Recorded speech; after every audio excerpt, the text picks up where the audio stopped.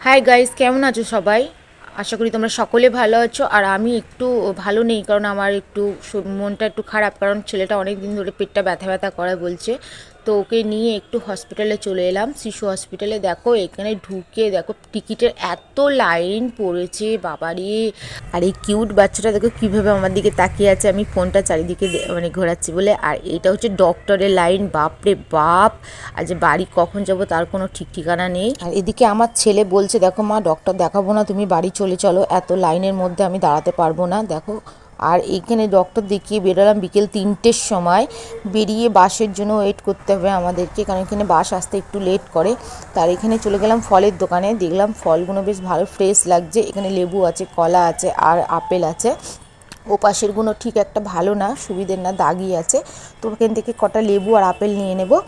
নিয়ে এবার আমি বাসের জন্য ওয়েট করছি, বাস আসলে তারপর বাসে উঠব।